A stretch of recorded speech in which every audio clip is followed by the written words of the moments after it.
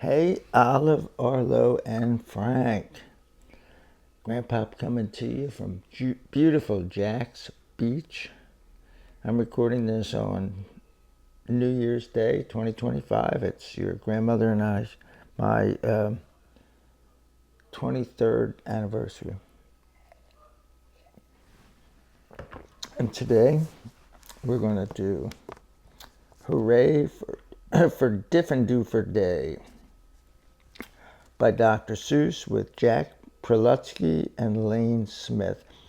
This was put out in 1998, and we'll find out. I didn't really read the book, but when I put this slide presentation together, it's actually two books, and then there's a thing at the end in memory of Dr. Seuss. So this must have been published posthumously, which means after he died. So let's take a look. And yeah, I have no idea why they just put a page like this, but they did, and then half page of that same stripes. Then we have the title page.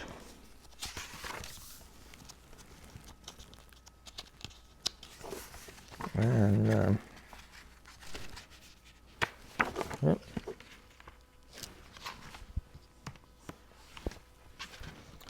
So it says, I've always lived in Dinkerville.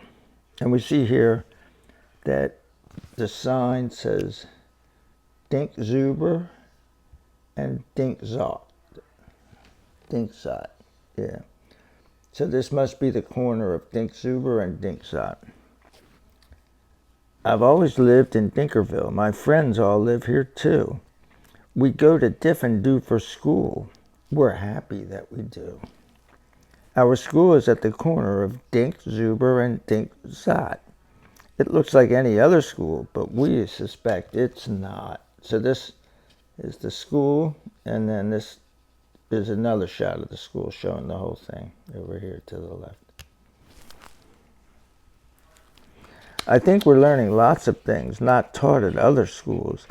Our teachers are remarkable. They make up their own rules.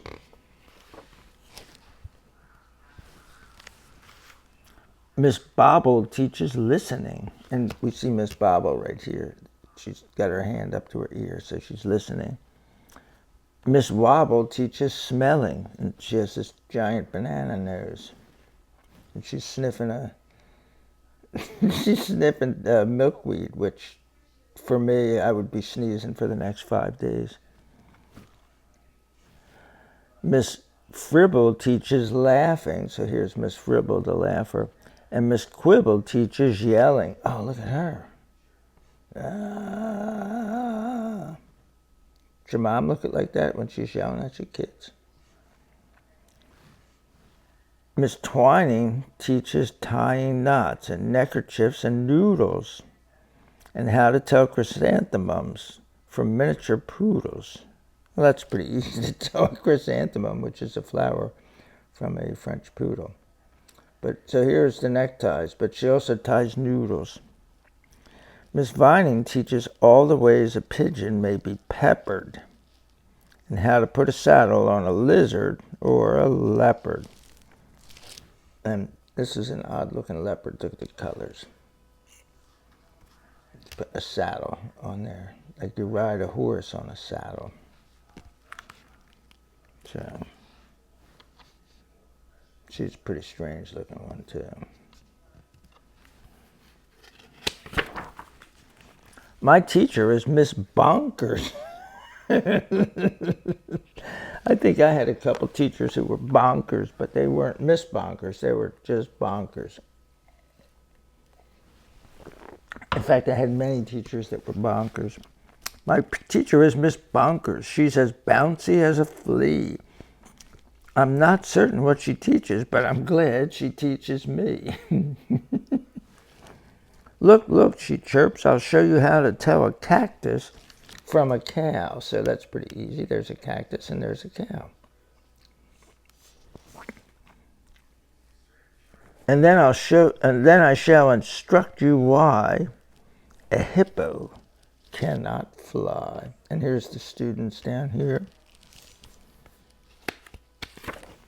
as she's giving her lecture on these things. She even teaches frogs to dance in there. It's hard to see the shiny part here. It's a frog dancing. And pigs to put on underpants. I don't see it. Oh, is that the pig putting on? Yeah. Looks like a dog, but okay, we'll go with pig. Putting on his underpants. And they're boxer shorts, too. They're like dad boxer shorts. One day she taught a duck to sing. Miss Bonkers teaches everything. So here the duck is singing, and here's the musical notes coming out of his beak. Of all the teachers in our school, I like Miss Bonkers best. Our teachers are all different, but she's differenter than the rest. And that's not a thing, differenter. You would say more different than the rest. But he takes a lot of liberty with the language because it's poetic and it's silly, and it goes with pictures of guys like this. This looks like somebody made a face out of like a cookie with little cookies and then these funky things. We also have a principal. His name is Mr. Lowe. He is the very saddest man that any of us know. He mumbles, "Are they learning this and that and such and such?" His face is wrinkled as a prune from worrying so much. And we see that his face is wrinkled. And then here he is in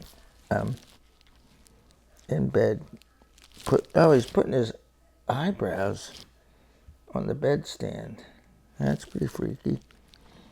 He breaks a lot of pencil points from pushing down too hard, and many dogs start barking as he mopes around the yard. We think he wears false eyebrows. In fact, we're sure it's so.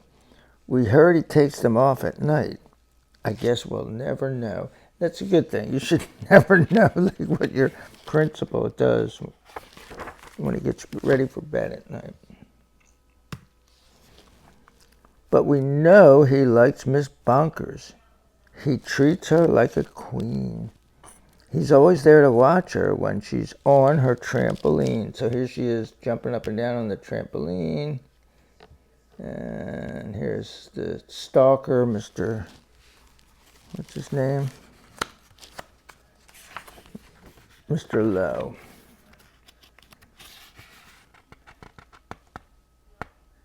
She's like got olive oil legs. The cartoon character Olive Oil from Popeye the Sailor. So she's jumping up on a trampoline. There are many other people who make Diffendoofer run. They are utterly amazing. I love every single one. Our nurse, Miss Clot, that's pretty funny. It's like a blood clot. It's not spelled the way it is.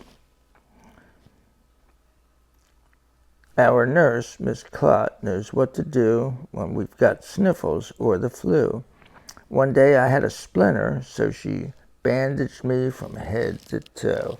So he had a splinter probably in his finger, and this is what she wound up doing when he came to the office. And she's got one of these crazy medical machines that we saw in You Only Get Old Once.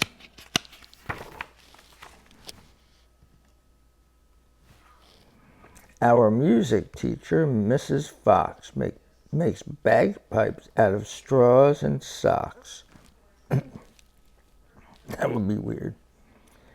Our art instructor, Mr. Bees, paints pictures hanging by his knees. And here he is, hanging by his knees, painting a picture of a cat. Or is that, oh, no, that's not a cat. It's a fat boy with a turkey. With straws coming out of it. Yeah. I don't know. There's a ham, there's a turkey. It's the Food Network.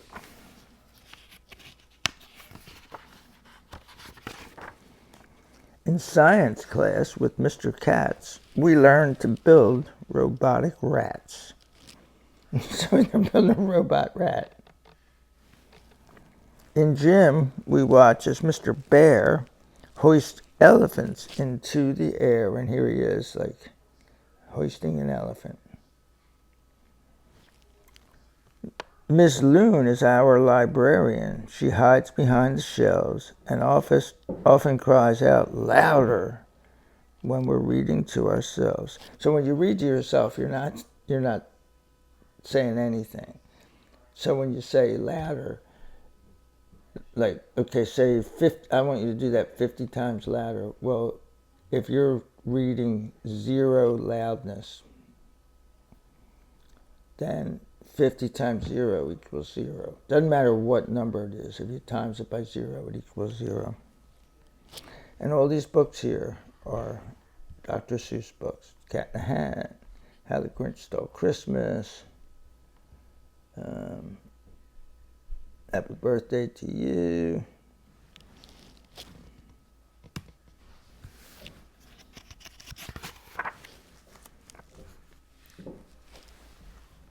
We have 3 cooks, all named McMunch, who merrily prepare our lunch. They make us hot dogs, beans, and fries, plus things we do not recognize. So here's the hot dogs and the beans. I guess these are the fries there. Wait a minute, there's a hot dog there.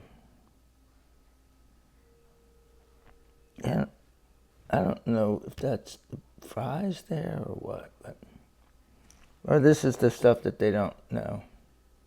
So I thought that was a thing of beans, but it's something with speckles on it. These are the beans here. Yeah, I don't know.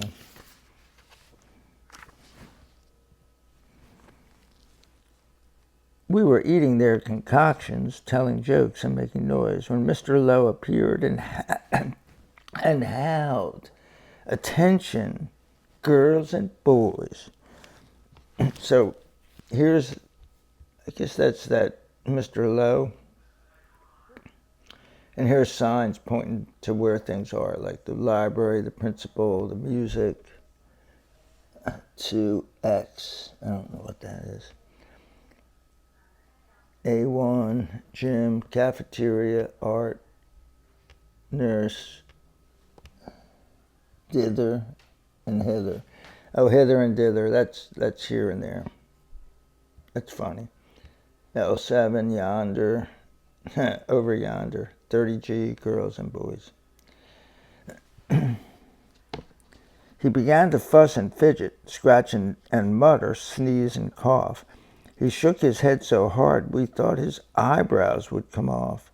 He wrung his hands, he cleared his throat, he shed a single tear. He sobbed, "I've something to announce, and that is why I'm here."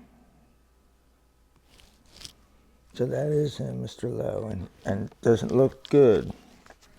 All schools for miles and miles around must take a special test to see who's learning such and such, to see which school's the best.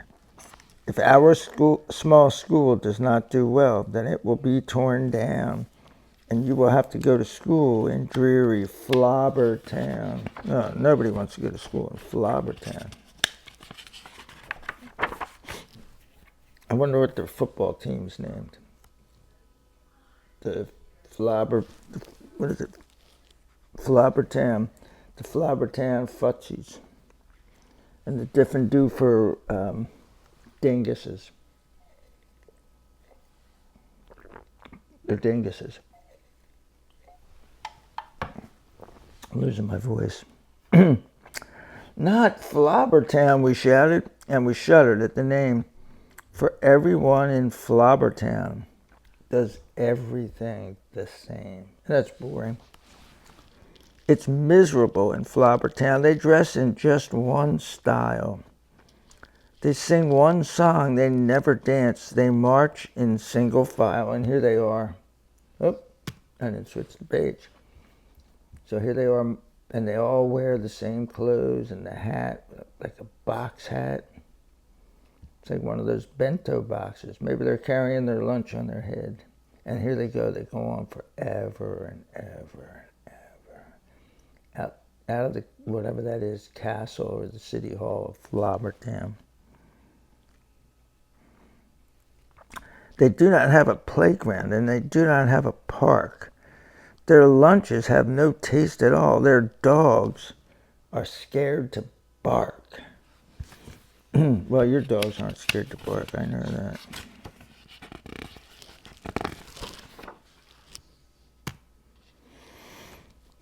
Miss Bonkers rose. Don't fret, she said. So rose means she stood up.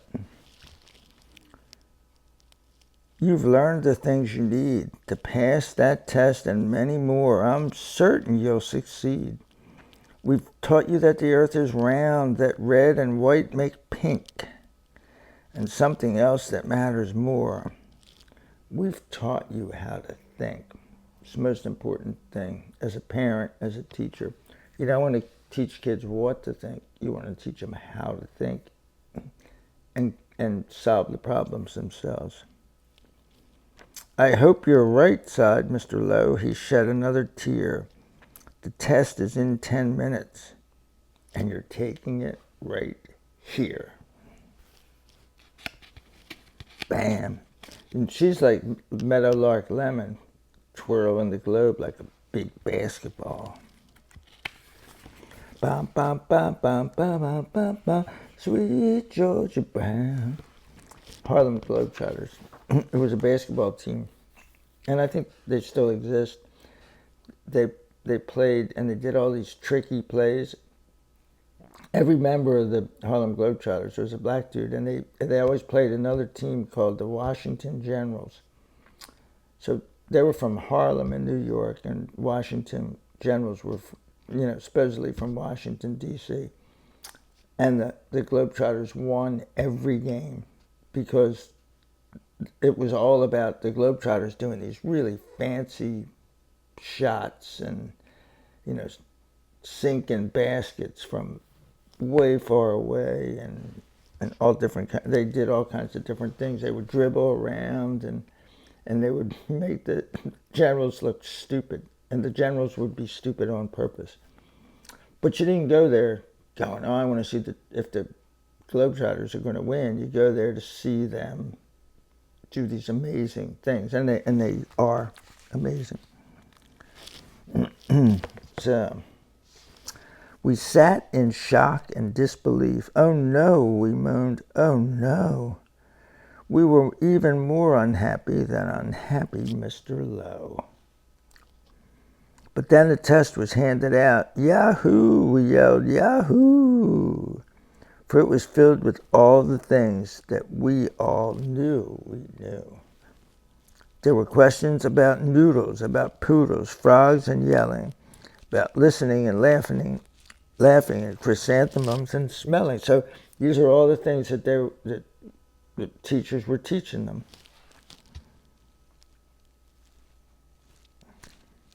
There were questions about other things we'd never seen or heard, and yet we somehow answered them, enjoying every word.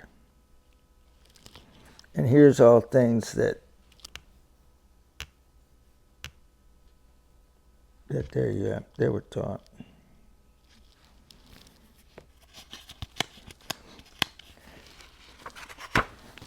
Excuse me.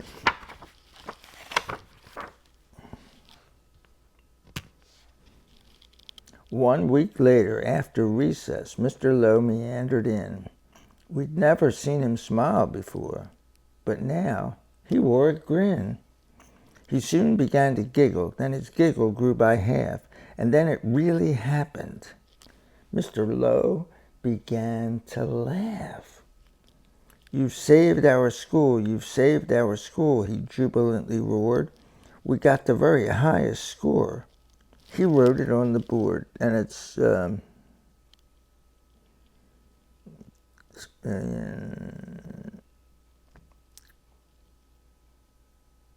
million, 100 million %, which is like a billion times. So nobody gets scores like that. It would be silly to even grade things where you could get like a billion.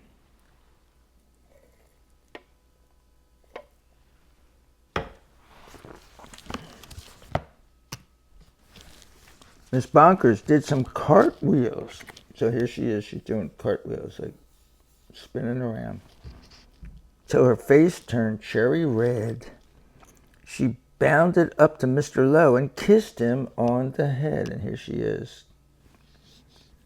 Hooray, hooray, she shouted. I'm so proud I cannot speak. So she did another cartwheel and she pecked him on the cheek. Well, here she's pecking him on the top of the head. Coughed Mr. Lowe. You all deserve it, bow. I thus declare a holiday. It starts exactly now. Because you've done so splendidly in every sort of way, this day forever shall be known as Diffendoofer Day. And furthermore, I promise, I won't ever wear a frown, for now I know we'll never go to dreary Flobber Town.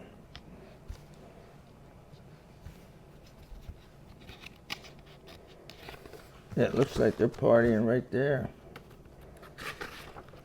I mean, they're partying with milk.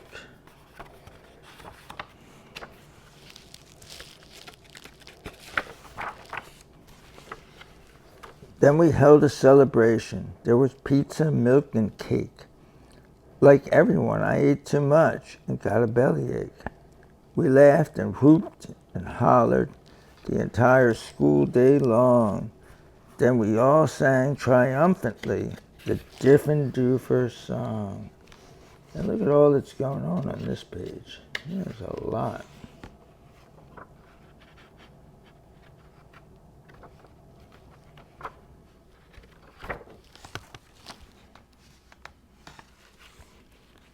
We love you, Diffendoofer School. We definitely do. There surely is no other school that's anything like you. You're gribulous, you're grobulous. They're not real words. Each day we love you more. You are the school we treasure and unceasingly adore. Oh, finest school in Dinkerville, the only one as well. We love you, Diffendoofer School, much more than we can tell. You are so Diffendooferous. It gives us joy to say, 3 cheers for Diffendoofer School. Hooray, hooray, hooray.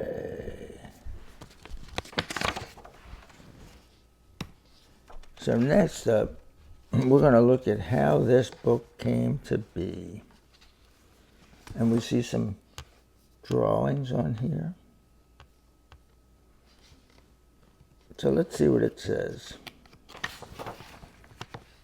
Dr. Seuss, or Ted, as everyone called him, his real name being Theodore Seuss Geisel. And Ted is short for Theodore. Usually didn't talk about what he was working on. Often we had no idea what the book was until he flew to New York to present us with a polished manuscript and the finished art. However, during a telephone chat in 1988 or 1989, when I asked him what he was doing, he did not sidestep the question with a humorous non-answer. Oh, I'm trying to do a book about a school teacher, he said, but I'm not sure if the teachers will like it. I assured him that teachers probably would like it. Well, I don't know, he continued. This teacher is pretty different.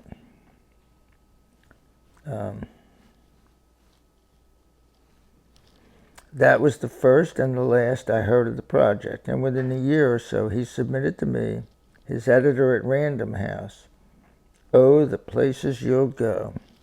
His last work. After Ted died in 1991, that's the year that I started working at the IRS, I asked his steadfast secretary, Claudia Prescott, to send me whatever he had done on the book about the teacher. Oh, you mean Miss Bonkers? She instantly responded, for that was how Ted had referred to it. He had the sketches up on his bulletin board for a long time, Claudia said. And he used to say, Miss Bonkers is driving me bonkers. Ted had a fancy to Miss Bonkers. And Claudia hoped that I would too. So having a fancy means that he liked her, like a man would like a woman. So you grow to love these characters. So let's see what we get to next. So here's the drawings, and these look different than the things that were in the finished book. But here's the sketches that he made. This is really good. Arlo, you were going to be doing a thing soon with your dad on a book, a Dr. Seuss book about how to draw. So maybe you'll get to be this good. Your dad could draw this good. Your dad can actually draw as well as the finished product of the book that we just read. When the package arrived, I ripped it open and read it in a rush. There were 14 pages of wonderful colored penciled sketches, each with a scrawled couplet or two in Ted's characteristic hand printing. Some pages had as many as 4 different sketches. The package also included a few other sheets of paper with lists of possible names for the school and places in the school, such as the lunchroom and the gym, where he planned to take the story. So here's something here. This is the actual handwriting that this man printed on here. Of all the teachers in our school, we like Miss Bonkers best. Our teachers all are different, but she's differenter than the rest. And here, but this Miss Bonkers looks completely different than the Miss Bonkers, the finished product. And then this says here, she is the one who teaches how to tell a cactus from a cow. And so we remember that picture, the cactus and the cow, but she looks way different. And then here it says, we have to keep her strong and well. She can ring the assembly bell. And that wasn't something that was actually in the finished product. And now, look at this. This is a page of just ideas that he has. And then probably when you circle something, that's different than putting a square around it. And this has like a double square,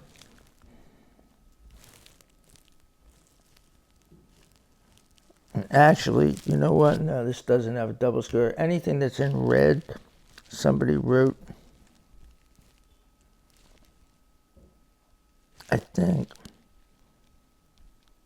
Oh no, this is all, yeah, this is all, it looks like somebody wrote in red on the actual page, but that's not true. And this looks like pencil. This is red ink, and this is all black ink. And this is just all ideas. I wish you could go to my school. We're happy as can be. He was thinking about calling it Diffendoofer Elementary and Zinzendorf School. Woodrow Waldo Wardroff Jr., J. Ebenezer Bomberg Jr., Ebenezer Woofer Jr., Woodrow Watkins Woofer Jr. So these are just all ideas for names. And over here it says, our principal is Mr. Ladd, but that wasn't his name, and he didn't look like this. This says principal, and here he is going in there. he looked way different than this. And his name was Mr. Lowe. So our principal is Mr. Ladd. He sort of makes us sort of sad. We think his big toe hurts quite bad. We're sorry for poor Mr. Ladd. So here it says, though I loved what I saw, my heart sank.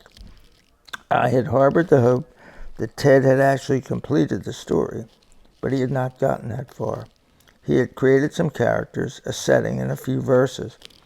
Though it didn't add up to a book, there was definitely something there, and something so fresh, funny, and in a way I couldn't possibly explain, important about these sketches, that I wanted to find a way to publish it. But I was baffled as to how to do it. Doctoring Dr. Seuss was something I had never had to do during the 11 years that I was his editor. So the editor is the person that the writer, the author of the book, submits the book to. And then the editor goes through it and makes suggestions. And they'll have a relationship. The editor works for the publisher. So before they make that book, Dr. Seuss, he could publish it himself. That's called a self-published book, where you just get a publisher and you say, here's my book, do it. But most really good authors want an editor. They want somebody to go through this and say, wait a minute, I found mistakes, or this sounds stupid. Why don't you rewrite this? And they make all kinds of suggestions. This guy had done this for Dr. Seuss for 11 years.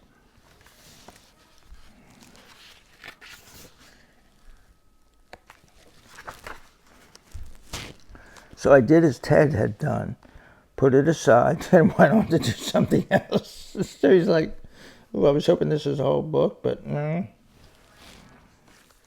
Every once in a while, I would pull out the file and look at the sketches again. Finally, it dawned on me that what he had been trying to do was write a story in celebration of individuality and creative thinking. Light bulbs began flashing. So he's saying, like, light bulbs are going off in his head, that he's coming up with ideas. Why not ask children's poet Jack Prelutsky and children's book illustrator Lane Smith to finish what Ted had started? If anyone could do it. And so here's some things here. We think he wears false eyebrows. We think here he is breaking a lot of pencils. Dogs quite often bite him. There's a dog. I think that's Duncan, grabbing onto him, biting him. But we know he likes Miss Bonkers. He thinks she's pretty keen. He comes outside to watch her when she's on the trampoline. And we didn't see the trampoline, but we saw her like legs as she was zipping out of the frame.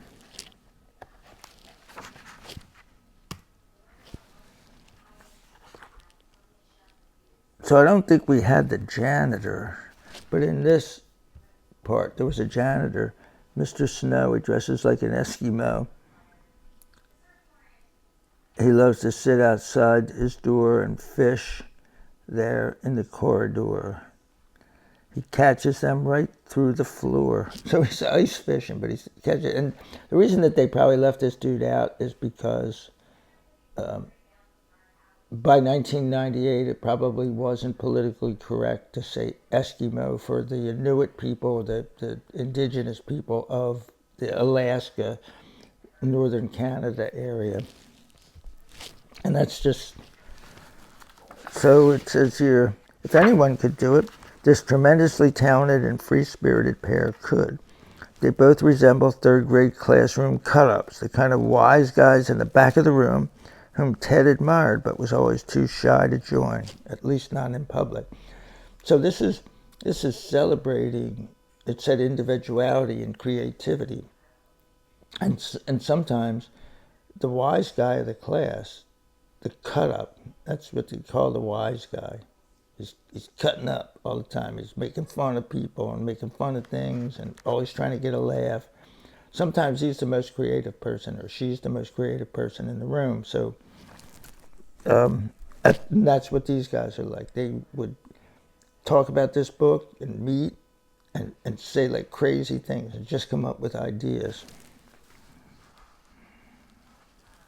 Finding a plot was the first critical step, and once Jack hit upon a kind of modern-day achievement test that the students at Diffendoofer School had to pass or be sent to dreary Flobbertown, I knew the nut had been cracked.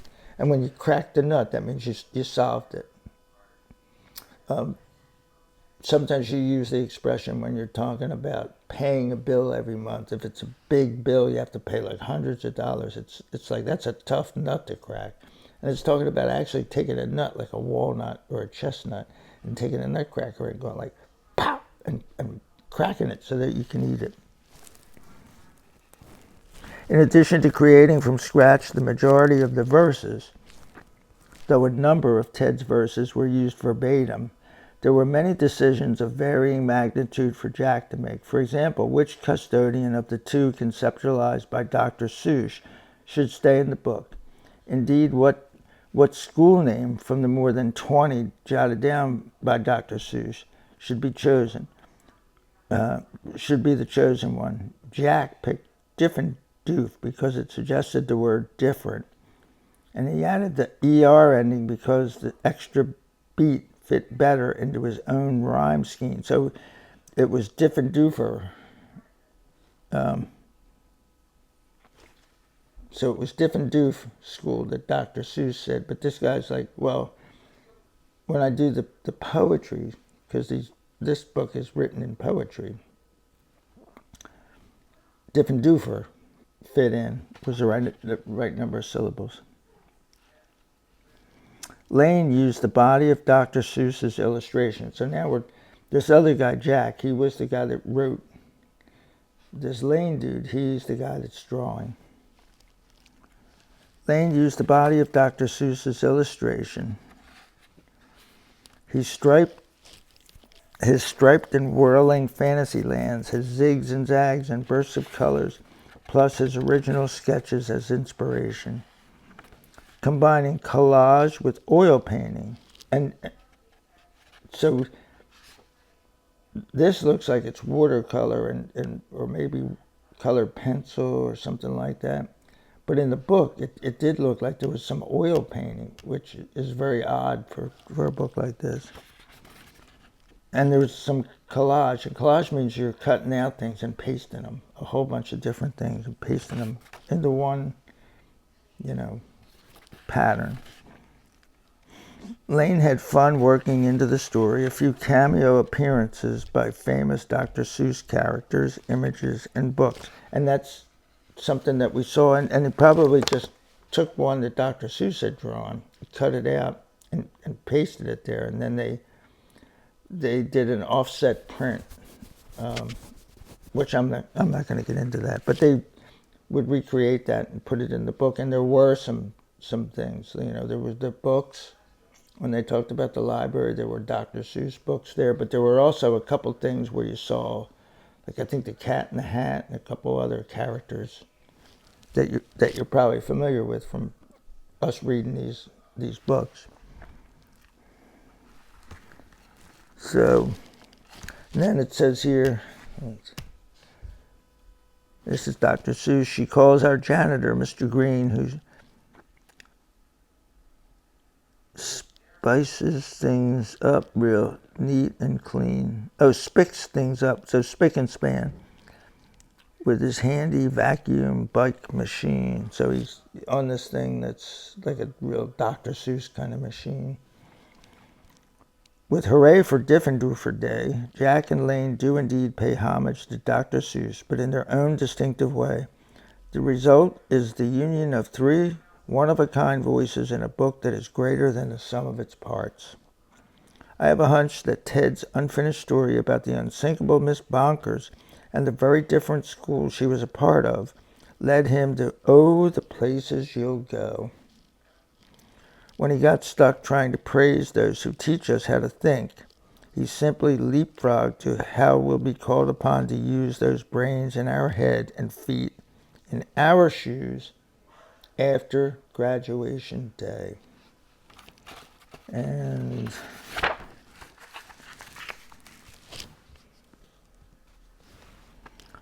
Miss Winkle teaches arithmetic.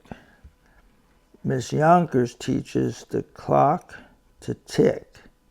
Miss Bonkers teaches yelling. So these are ideas that Dr. Seuss had, but we didn't see anybody teaching a clock, and there wasn't a Miss Yonkers.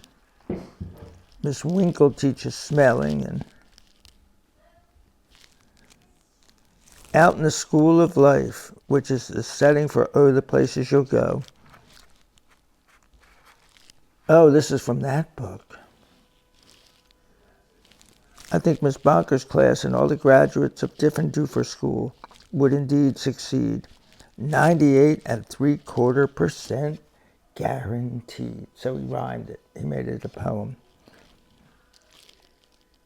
So this is from that book, and we haven't, I don't think we've read this book yet. We still have a few books to go. We're going a little bit out of order just because what I can get. And so thank you, Lane and Jack, for making it possible for Miss Bonkers to have her day in class. This was written by Janet Schulman, who was the editor. New York, April 1998. And then this is in memory of Dr. Seuss, from Jack Prelutsky and Lane Smith. So he's passed off this mortal coil.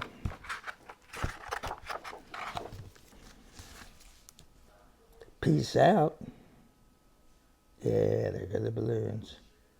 And let's see if we can do this. Love you.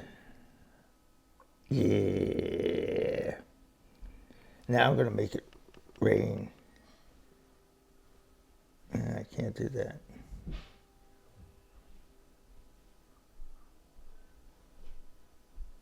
No. There we go. Okay, I got one of them, but let me see if I can get... It's supposed to be like lightning at one of these things. Anyway, your grandpa's having way too much fun. Peace out. Oh, here's another one. Or is it this? I hope I'm not flashing a gang sign. The party thing is supposed to... Oh, hey. See ya.